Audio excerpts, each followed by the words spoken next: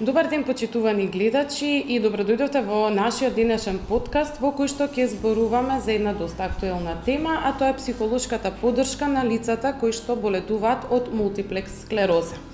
Во нашиот денешен подкаст гостин е господја Наташа Митровска, која што е лиценциран психолог од Психолошката асоциација и здружение Концепција.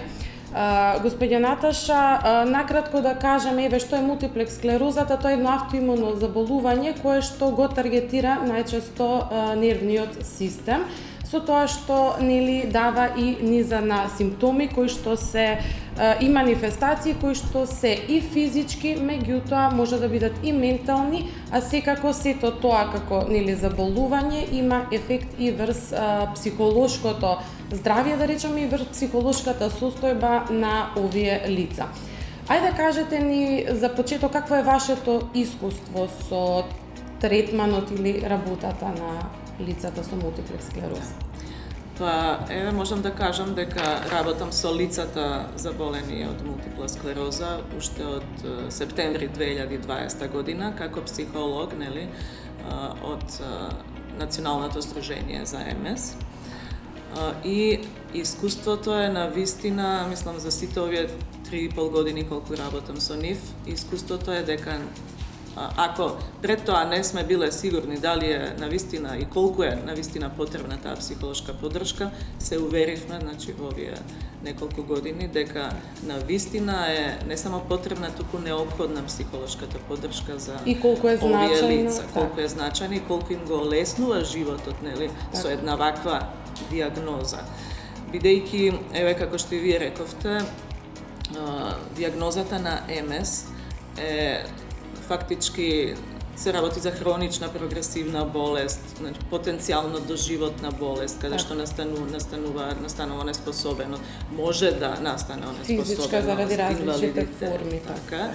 Но има и различни форми. Таа болест го напаѓа централниот нервен систем, односно миелинската обвивка на нервните клетки, во мозокот, во рбетниот мозок и во оптичките нерви. И заради тоа има различни симптоми оваа болест. И она што е најкарактеристично, да речам, за МС е дека различни луѓе имаат различни симптоми на болест. Значи, не само што има различни форми на болеста, има неколку, зависно од тоа колку е прогресивна или не формата, но има врз основа на тоа и различни симптоми. И манифестации, предпоставувам. Кај нема двајца луѓе скоро кои што ќе имаат ист тек на болеста и сосема исти симптоми. Дури се смета, велат во литературата, ако имате и сестра близначка која што го има ја има истата диагноза, текот на болеста кај двете ќе биде различен. Со оглед дека во литературата наоѓаме податоци дека ова заболување ги таргетира лицата кои што се, да речеме, од 20 до 50 годишна возраст, па е некаде и 40, можеби сега со современите диагностики, предпоставам и начинот на третман се поместува границата, возрастна граница. Кажете ми, зошто е значајна психолошката поддршка, зошто е битно овие лица да имаат и ваков пристап, односно да имаат помош и од стручно лице? Лицата, како што велите и вие, оваа диагноза им се случува најчесто, се открива во најпродуктивниот период. Така, тоа е нека рана младост, каде што пубертет, се формира личноста, затоа и прашањето зошто е битно. Или во некои, да речеме, на кај средни години, 30 и нешто, 40. Секоја таква доба си носи своји проблеми. Кај млади луѓе, бидејќи дури долната граница се намалува на 16, на 17, на 18 години се случува, така да кога е млад човек може да се уште го нема завршено образованието. Имаме студентки и студенти кои што се уште се на факултет, кои што се уште ги немаат остварено тие образовни цели во својот живот.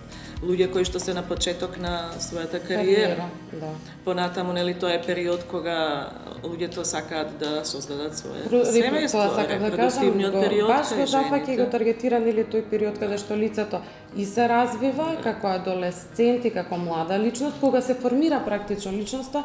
И тоа сакам и сега наредно да ве прашам, значи кои се најчестите симптоми, причини поради кои што лицата со мултиплекс склероза се обраќаат кај вас? Значи најчестите физички симптоми што ги доживуваат луѓето со оваа диагноза се, да речеме, еден од најчестите први симптоми е пореметување на видот.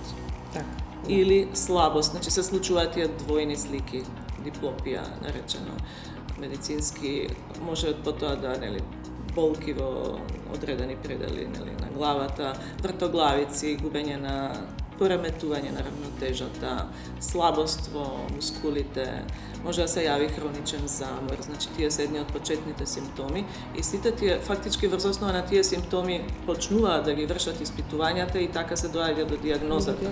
Воопшто не е лесно да се диагностицира мултипла склероза, бидејќи немаме конкретен причинител во литературата, се посочува генетика и различни биолошки фактори, меѓутоа да речеме е мултифакторијална причината поради која што може да се јават. И се смета да речеме дека од 6 месеци до 2 години пред воспоставување на диагнозата најчесто се случува некаков стрес кај овие лица, некој поголем стрес. Да, стресот како еден од иницијалните фактори. Еден од најважните фактори што придонесуваат не само за настанување на болеста, туку и понатаму стресот е фактор број 1 што придонесува за влошување на симптомите. Така, да. Односно доведување до тие така наречени релапси, кои што после можат да доведат до прогресирање на болест. Значи, што се случува кога на лицата со МС им се воспостави една ваква диагноза? Тоа сакав да ве прашам сега, значи нивната психичка состојба или психолошка, да речеме, каква е, зошто тие бараат помош од вас? Се случува, да... И колку е значајно, тие, да речеме? кога ќе ја слушна диагнозата, еден фактор е тоа што не се знае доволно за мултипла склерозата воопшто, не само кај нас, него и воопшто во светот. Самата болест е се уште недоволно позната дури и во медицинските кругови, бидејќи не се знае точно од што настанува. И не се знае, значи, симптомите се непредвидливи, тоа е исто еден голем фактор, што ја отежнува ситуацијата. Да, има најразлични симптоми и не се знае, не можеме да кажеме кога ќе се појават. Третманот не е таргетиран, односно сепак третманот оди кон насока да се подобри состојбата и да се спречат тие релапси, односно да се намали прогресијата. И кога човек ќе дојде во ситуација, да слушне дека има таква диагноза, фактички како целиот живот да му се свртува наопаку. Така, како да му се руши целиот свет. Се руши баш целиот свет. Кај млади луѓе, сите цели што си ги поставиле, како се замислиле за себе. Кажете ми некои примери, например, кога доаѓаат кај вас, како например, кога се работи баш за млади луѓе на 20 на години, 20 некоја година, кои што се уште се на студии или на магистарски студии, значи си имале поставено за цел да завршат тоа, да мислеле на кариерата, што ќе работат утре. И сега добиваат една ваква диагноза, каде што им се кажува дека ова е прогресивна болест, дека ќе имате доживотно, најверојатно, дека постојано ќе треба да примате терапија за да не дојде до влошување и така натаму. Сега колку и да денеска знаеме дека постојат третмани, постојат терапии за МС, не е како порано што било. Апсолутно. Сепак, значи, денеска и лекарите убаво им објаснуваат на пациентите дека не се работи за смртна пресуда, не се работи за нешто што обавезно ќе заврши лошо со негативен исход. Туку може да се живее нормално. Може да се живее и може прилично нормално да се функционира. Благодарение и на соработката со вас по однос на тоа дека им давате и поддршка. Но сепак, знаејќи до што може, луѓето ќе ќе земат ќе читаат на интернет и ќе прочитаат се и се што таму. Апсолутно. Тука им 21 препорачуваме век, литература достапна од Да. секакви извори, дури непроверени, па нели некогаш малку да. Тоа сакав да Затоа сите тие прашам. информации треба да се Ето така, проверуваат какви се со својот условите лекар, во- со психологот, со Так. другите помагачи. Какви се условите во нашата држава во однос на тоа да се формира и да се работи во однос на психолошката поддршка со овие лица? Па еве, Вашата соработка, сакам да кажам, и со институциите, и со стручните лица, со лекарите. мислам дека еве Националното здружение за МС најде средства за да им обезбеди психолошка поддршка на своите членови, токму заради тоа што таа психолошка поддршка не им е обезбедена од здравствениот систем. Така. Значи, не дека не постојат психолози и на клиниката за неврологија и воопшто на другите клиники што можат да прискокнат во помош кога треба, меѓутоа треба да се менува, континуитет. треба да се менува Так. ставот. Значи, Так. кај секоја хронична болест, кај секоја потешка болест е потребно и самите лекари да го да му Насочат препорачат, да го насочат пациентот, пациентот речеме, дека да. покрај медицинската терапија е добро да разговари со психолог, што е на запад нормално, да речеме. Значи таму има Так. во социјалното Да. им И е обезбедено, прифатено. да. Општо прифатено. Значи веднаш им препорачуваат, нели, и разговор со психолог.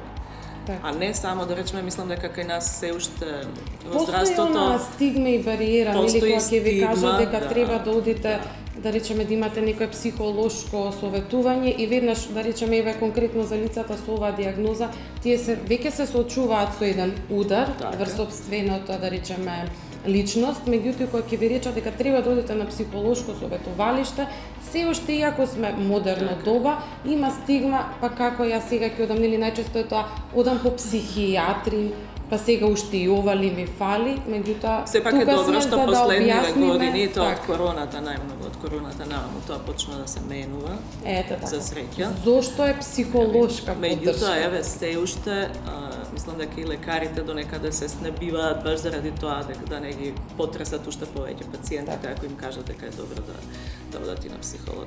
Така. Но имаме многу позитивни искуства и јас се надам, имавме еден проект неодамна Одлично. со караван, имавме караван, одевме низ неколку градови за да ја објасниме таа психолошка поддршка и за да оформиме групи за поддршка кои понатаму би се одржувале, дали физички, дали онлайн, ќе видиме како ќе оди. Има различни начини сега и на соработка со лицата и едноставно оние кои што се уште нели да речем се чувствуваат недоволно сигурни да пристапат Така, кон значи за да можат, за да советување. сватат луѓето дека е потребно да ја прифатат секоја помош што им е на располагање. Така. А психолошката помош членовите на здруженијето ја добиваат бесплатно. Тоа е најдоброто Тоа е нешто. најдобрата опција. Господја Наташа, спомнавме на почетокот дека практично стресот е еден од клучните фактори и за појава, меѓутоа и за влошување и релапси на болеста. Кажете ми, еве, колку е значајно да лицата со мултиплекс склероза знаат да го менаџираат стресот и каков е вашиот начин на работа врз однос на тоа како ги советувате да се справуваат со тој Во стрес? суштина, ако е нешто најважно лицето со МС да научи, тоа е да научи како да се справува со стресот. Значи, тоа е буквално, бидејќи стресот, рековме, фактор број 1, што не само што придонели за настанување на болеста, туку и придонесува понатаму за можно влошување на симптоми.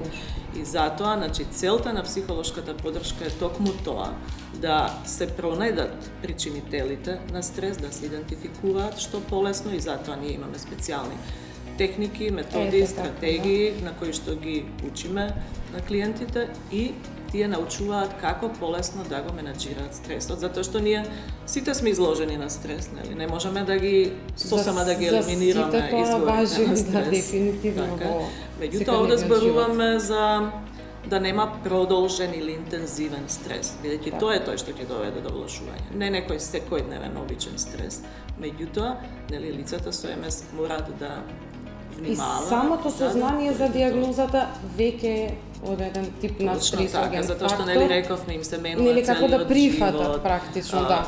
Потребно е, најдено е дека е потребно година до две Да се додека адаптираат. лицата со МС се адаптираат Мгм, на ново мгм. настанатата состојба и да можат да ја прифатат. Значи да се соочат дека да, ја имам дијагнозата, сега што треба да правам. Значи да се надмина на чувство на тага, на жалост. Што сакав да ве прашам, убаво веќе начнавте, значи покрај стрес. Со какви други симптоми се презентира, да речам, лицата со мултиплекс склероза? Знаеме дека кај нив депресијата е најчесто за 3 пати поизразена отколку кај, да речеме, условно нормална личност, потоа нарушување на сонот, анксиозноста. Со што се како симптоматологија они се пријавуваат и ја бараат вашата психолошка поддршка? Најчесто се работи за тие стравови, помали или поголеми, стравови од неизвестноста, од неизвестната иднина. Стравот од настанување на некои следни симптоми или влошување на симптомите. Потоа доаѓа до чувства на лутина, некојаш и на без, зашто мене ми се случува ова. Со што јас придонесов, значи чувство на вина. Зашто сум јас виновен па да, чувство на само обвинување или обвинување на другите или на околностите, негирање некогаш на самата состојба, на самата ситуација, одрекување, во смисол нели потиснување. Значи минуваат практично низ неколку, да ги речеме така, психолошки фази, додека дојдеме до крајната цел на прифаќање на самата состојба. И дури тоа прилагодување, нели, зависно од тоа колку често или дали воопшто се појавуваат релапси, влошувања. Затоа што релапси може да не се појават после првите симптоми, може со години натаму да не се појави релапс. Но сето тоа се постигнува, нели, ако се обрати внимание и на стрес, на стресот секојдневен и на, нели, сите работи што самиот клиент, пациент може да ги прави самиот за себе. И затоа сме ние нормално функционирање. Значи покрај медицинската терапија да го научиме човекот, лицето со МС да знае како да си помогне и самиот на себе и како да ја добие сета помош што му стои на располагање. Тоа сакам да прашам, дали бараат и совети, да речеме, како да се вклопат во средината, бидејќи реално никогаш нели знаеме дека пациентите со мултиплекс склероза имаат и заради нападот на нервниот систем никогаш и веќе физички проблеми со функционирање. Дали ви бараат совети и од тој тип, како да се инкорпорираат во социјалниот живот, како да функционираат понатака? Значи како полесно да ја прифатат состојбата, како да се адаптираат во секојдневниот живот, како да не мислат на тоа како средината ги гледа, како другите луѓе ги гледаат кога веќе, да речеме, имаат некој инвалидитет. Или како некој се работи за сосема мали инвалидитет, или имаме лица кои што воопшто немаат никакви надворешни симптоми, имаме лица со МС кои што спортуваат активно. Така, значи имаме порака дека може дефинитивно нормално да се функционира. Кажете ми во однос, бидејќи претпоставам дека се работи за сеанси, така, со лицата кои што се заболени од МС, на каков начин се работат тие сеанси? Дали имате индивидуални, дали имате групни сеанси, дали е вклучено и семејството, затоа што знаеме дека едно од клучните фактори за да лицето се чувствува сигурно, безбедно, да нештото го прифати е клучна поддршката од семејството. Значи, еве да почнам со тоа. Многу е важно семејството, најблиското семејство на болниот да биде запознаено со сите симптоми од МС, за да може, нели, во таа нивна интерактивна комуникација да бидат спремни за да се носат со сите предизвици што секојдневно лицата со МС се соочуваат. Значи влошување на некој симптом или ако веќе настанат некој инвалидитет, нели, тука мора да биде околу него семејството. Значи има потреба и од семејството да биде вклучено во овие треба да биде едуцирано и семејството. Ние имавме исто така на некои настани од МС, во деновите на МС имавме и брошури некои каде што и семејствата и нели воопшто граѓаните треба да се запознаат со да ги освестиме, да подигнеме свеста за тоа каква болест е, со какви проблеми се соочуваат луѓето и да, нели, придонесеме да тие се вклучат, да бидат вклучени во општеството и понатаму. Без стигматизација. Без стигматизација, затоа што нели може да дојде до да работат скратено време или да ја изгубат работата или самите да ја напуштат работата бидејќи веќе не се чувствуваат способни. Значи доаѓа до знае да дојде до губење на одредени способности. И тука психолошката поддршка е многу важна за да научи лицето со МС како да ја прифати состојбата и да прифати дека некои работи не може да ги прави како порано. И нели она да не иде со глава во зид некогаш па да пробува упорно и тврдоглаво да се држи до истите начини на правење на некои работи. Дека може да се адаптира и дека тоа нема да биде веќе исто, меѓутоа можеби некој ќе мора да се откаже од некоја активност, но има начин како да научи нешто друго. Ова зборуваме кога е, нели, ако е прогресивна кога имаме форма, прогресија, релакси. Во однос на сеансите, кажете ми како се одвиваат индивидуални, групни сеанси, какво е вашето искуство? Сега за сега работам индивидуално со така. лицата со МС. Може обично се одвиваат онлайн сеансите, бидејќи почнавме во короната 2020 година. И така некако спонтано дојде онлайн да бидат, но и затоа што нели некои од лицата со МС имаат потешкоти со движењето, па нели полесно од дома да работиме. Но имаме можност, Сдруженијето обезбеди и можност нели да работиме лице во лице. Индивидуално се уште. Со физичко присуство. Сега ова проектот што ви го спомнав, тоа беше за иницирање на групи за поддршка да направиме и тие да се одржуваат во некој редовен временски интервал.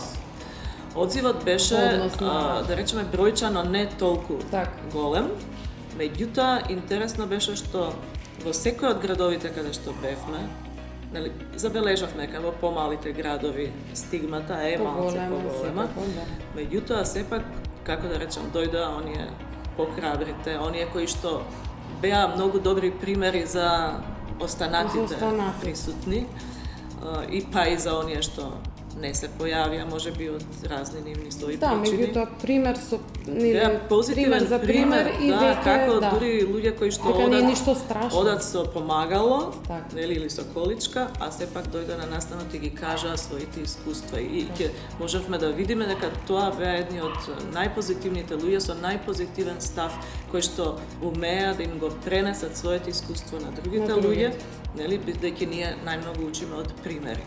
Јас можам нели да зборувам до 1001, ама примерите, што викаат паталци, некој личен пример, да, многу повеќе ќе влијае позитивно на останатите. И затоа се многу корисни тие групи за поддршка, а тие се организираат, значи, и за пациентите, за клиентите со МС и за нивните членовите на нивните најблиски семејства.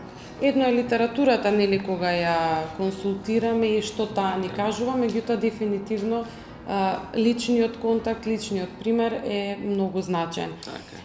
Кажете ми, ајде, некои од техниките, од методите да откриеме, да речеме, како, на каков начин функционирате или како изгледа една сеанса со лице кое што е... тука морам да кажам дека сеансите не се разликуваат многу од сеансите со луѓе од општата популација, бидејќи лицата со МС си имаат своји обични проблеми. Нема кој знае што. Само што, еве, јас како психолог треба да бидам, значи треба да најдам психолог кој што е запознае со симптомите, со текот на болеста на МС и со нивните конкретни симптоми што ги имаат, нели, како индивидуа, за да може полесно да работиме на надминување на проблемите, без разлика од кој тип се. Значи, они имаат проблеми како и другите луѓе. Проблеми некои со семејството, со партнерот, со децата, со емотивни проблеми. И тука се нормално и тие проблеми за стрес на работно место, стресовите, како да. И тука, нели, ги учиме техниките, стратегиите, имаме различни вежби што ги правиме на сеансите. И, нели, некогаш и домашна работа. Така нешто да се... После за да ја направиме вежбата како што треба. Значи, учиме стратегии како да се носат со стресовите. Односно, како да речеме, како да научат да се релаксираат. Тука имаме техника. Тука се тие техники и вежби кои што можат и дома да си ги така, што треба после и сами да ги практикуваат така. дома. Значи техника на длабоко дишење, да речеме. Тука дури што на сите обичен човек ќе се изненади помага, колку всушност не само лицата со МС, туку и ние За обичните сите луѓе, нас. нели некогаш не знаеме правилно да дишаме. Апсолутно. Да. И релаксација, значи тоа доведува до релаксација. Имаме техники на релаксација, техники на фокусирана свесност, имаме техники на медитација, визуализација и водена визуализација исто една од поважните техники, бидејќи често се случува кај лицата со МС да кога ја дознаваат диагнозата, па и понатаму да речеме некојаш кога им се влошува состојбата, да имаат многу негативни мисли во главата, односно мислите се секогаш во облик на слики, они се гледаат себе си, да речеме веднаш во такви моменти со најнегативниот можен исход. Да. И заради тоа нели учиме како да ги промениме тие мисли, како да умот се навикне да се фокусира на она што е добро, на она што може, нели она што викаме чашата дали е полупразна или полуполна. Така, зависи од да видиме што има, а не што што нема и што не достига, и од тоа што има да го направиме. Да го извлечеме најдоброто и да бидат функционални. Значи, практично и нема нека разлика помеѓу психолошката поддршка, да речеме, кај обичните индивидуи во однос на лицата заболени со МС, односно разликата е само оној кој што ја дава психолошката поддршка да биде и запознат со нивната состојба. Исто како што нели пациентите кога одат кај невролог, тој невролог би требало да е невролог кој што работи со МС. Конкретна патологија, така. Кажете ми, во однос на вашето искуство, и рековме дека во периодот на ковидот, нели, се започна и тие онлайн советувања, кој е процентот, односно која, да речам, застапеност или заинтересираност, дали има разлика во однос на бројот на лица кои што тогаш ви се обраќа и сега кои што се обраќаат за психолошка поддршка? Значи дефинитивно е зголемен бројот на лица кои што се обраќаат за психолошка поддршка и ние сме многу задоволни со целиот овој проект за психолошко советување и психолошка поддршка, така да и се надеваме дека ќе има и понатаму зголемување на бројот. Мислам, али веќе се забележува. Дека лицата се отвараат, значи послободни се, полесно се јавуваат, дури некогаш членовите на семејството ги упатуваат, тие прво се интересираат што така. Па потоа нели самиот заболен од МС ќе се јави за сеанс. Имаме лица со МС со кои што редовно работиме уште од тогаш, кои што да речеме најдобро ја сватиле потребата од психолошката поддршка. И кај нив имам најмногу успех. Сеанси. Да, дефинитивно во однос на нештото нели да се успее треба да имаме некаков континуитет и секако да работиме со стручно лице кое што ја познава, да речам, нашата проблематика или патологија во овој случај. Бидејќи сите техники, методи што ги употребувам во работата со нив е нешто што е потребно да се работи на редовна база. Исто како што кога вежбаме, имаме некоја физичка активност, или нивните физиотерапевтски вежби треба да се прават редовно, така и ова на одреден временски интервал, некогаш по потреба, меѓутоа има луѓе кои што се... Како се сеансите? Да речеме, кој е некој оптимален број на сеанси од типот, да речеме, еднаш неделно да се состанете два пати? Какво е вашето искуство? Обично на почеток, кога човекот прв пат ќе се јави, ги држиме сеансите еднаш неделно, а понатаму, нели, како надминуваме актуелниот проблем, нели, ги поредчуваме сеансите на 2 недели, на 3 недели, понатаму по потреба. Ако има потреба, може да се јави. Или имаме лица кои што точно така. И имаме лица кои што баш така, нели, ќе работиме некој време, па потоа не имаме пауза, па потоа пак ќе се јават можеби со некој проблем што им се појави. Така да најважното е што они знаат дека ја имаат поддршка во секој момент кога ќе им забава. Така, и таа пауза можеби значи дека доволно добро се носат со состојбата, ги разбрале вашите пораки и техники и дека практично се помалку им требате за функционирање во секојдневниот Дури живот. можам да кажам дека е и еден од најголемите најголем напредок имаме кај луѓе што се ново диагностицирани, нели, затоа што тука е најважно човекот побрзо и полесно да се прилагоди. Да се прилагоди. Но тоа не значи дека понатаму не им е потребно барем од време на време. Апсолутно никаков личен совет или помош. Секогаш ги охрабруваме лицата со МС, членовите на Сдруженијето да ја користат колку можат повеќе. Бидејќи знаеме и дека е достапна, ние секако ќе им порачаме нели да бидат слободни и да бидат опуштени во однос на тоа да ве побараат и да соработуваат. Значи сите потребни информации ги има на страната на Националното сдружение за МС, msmakedonia.org. Таму ги има значи контактите и начинот на кој што нели се воспоставува контакт за закажување термин.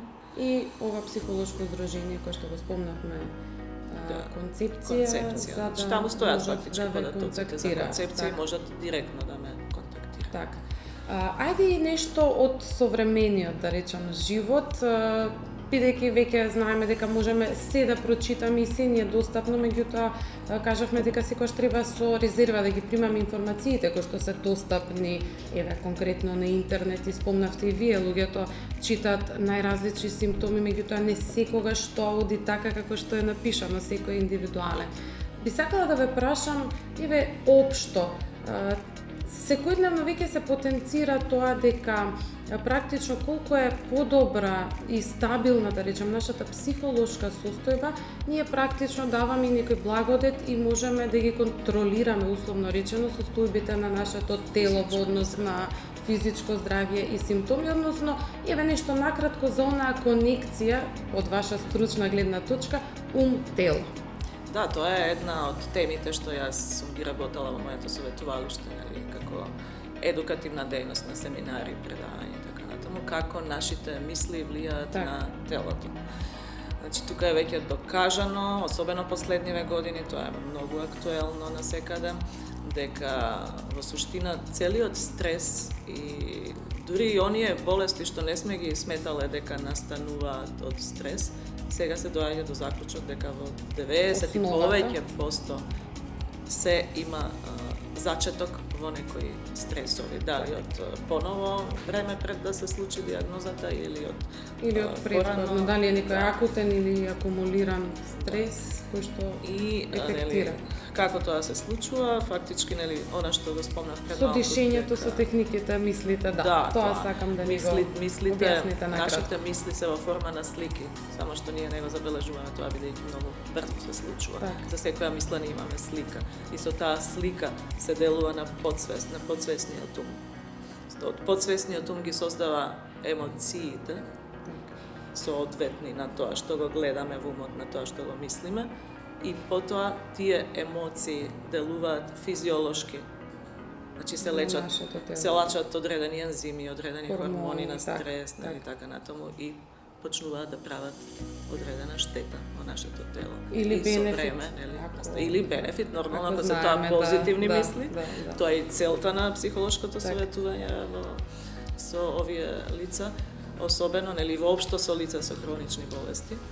Затоа што кај нив тој стрес е постојан, тие стравови се постојани, стравот на неизвестноста, што ќе биде утре. Стравот на неизвестноста, со развојот на болест.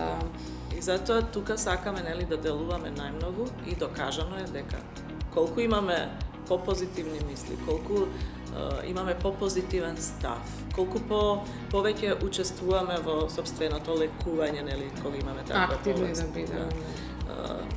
Можеме да донесуваме подобри одлуки за себе, за своето лекување, за третманите. Нели има различни третмани и во МС и треба заедно со да бидат со својот доктор отворени, во однос на тоа кој третман е најсоодветен. Кој е најсоодветен, дали му одговара на пациентот тој третман или некој друг. Или ако не одговара, зошто не одговара и дека треба тоа да се прифати. Практично да ги смениме оние негативни мисли, негативни слики со нешто позитивно и да се адаптираме, да речеме, на решавање на нели конкретниот да речеме проблем и најсоодветно менаџирање. И денеска имаме веќе многу примери, еве и на интернет кога гледам, имаме документирани видеа, па и во книги, нели, Со тој литература, фидбек, каде што се психолошки. докажува, нели, каде што луѓето кажуваат дека се одредени психолошки техники, каде што ги менувале мислите и верувањата од негативни во позитивни, успеале во добар дел да ја надминат состојбата, во некои случаи дури се излекувале, иако еве имаме случаи на излекување што можеме да ги најдеме документирани, а се уште во класичната медицина се смета, нели, дека не постои лек за оваа болест. Постои само терапија која што успева да биде доволно, нели, за да не се влошува, симптомите да не се влошуваат. Меѓутоа има и во литературата веќе случаи. И јас би сакала еве науката да се занимава повеќе со тие случаи и да, нели, како што имаме статистика за дека, не знам, 85 до 90% од луѓето со МС имаат таа прва форма, релапс, ремитентна форма на МС. Останатите, нели, ја имаат на примарно прогресивна и дека сега од овие 85 до 90% половината, нешто повеќе од половината ќе преминат со време во прогресивна форма на МС. Но ајде да видиме, јас секојаш сум за тоа, ајде да видиме што ќе направат оние 40-50% што нема да преминат во прогресивна форма. И зошто да речеме не преминале? Дали имало нешто кое што тоа да се испита и затоа веламе дека секојаш психолошката поддршка фактички најмногу придонесува за тоа да дојдеме до тоа. Што да направиме, како лицето со МС да се однесува, како да го смениме и ставот од негативен кон позитивен. Затоа што е докажано дека лицата што имаат позитивен став и кои што учествуваат активно во сопственото лекување, дека долгорочно се во многу подобра состојба отколку лицата што не се така. Тука некаде би сакала да го вметнеме и тоа дека практично тоа е ваша некаква порака за крај на овој наш подкаст. Па еве една порака до лицата што имаат МС, членовите на Сдруженијето и до сите, нели, воопшто лица со хронични болести, дека е добро, значи гледаат да се информираат доволно, да гледаат да ја користат сета помош што им е на располагање. Значи Националното Сдружение за МС има многу работи што ги овозможува на нивните членови. И на членовите на нивните блиското семејство. Така да сето тоа е, нели, во прилог на зголемување на квалитетот на нивниот живот. За луѓето да сватат дека и со МС, и со таква една диагноза може да се живее нормално, дека може да се живее трагично, квалитетно. дека може да се функционира практично и за лицата кои што се заболени од МС, меѓутоа и за лицата кои што нели си имаат и да речеме некои други форми на заболување. Како што вели еден стручњак за МС, вели дека е добро, ние сакаме, вика, да ја направиме МС, мултипла склерозата, да биде здодевна болест во наводници. Како што е диабетесот, да речеме. Диабетесот имаме еден нормален начин и поглед на тоа. Значи пред неколку генерации се можело и да се умирало од диабетес. А денеска ние не можеме ни да знаеме дека е некој диабетичар. Нормално функционира, освен ако не знам седнеме и јадеме нешто благо, па он ќе го одбие благото. И така ќе дознаеме, иначе друго ништо не се забележува. Одлична порака за крај. Јас ви благодарам за денешното гостување и се надевам дека на сите наши гледачи им отворивме, да речам, едно поле, една друга перспектива и поглед кон тоа што значи и колку е значајна психолошката поддршка за лицата заболени со мултипла склероза. Благодарам и на вас. Благодарам уште еднаш.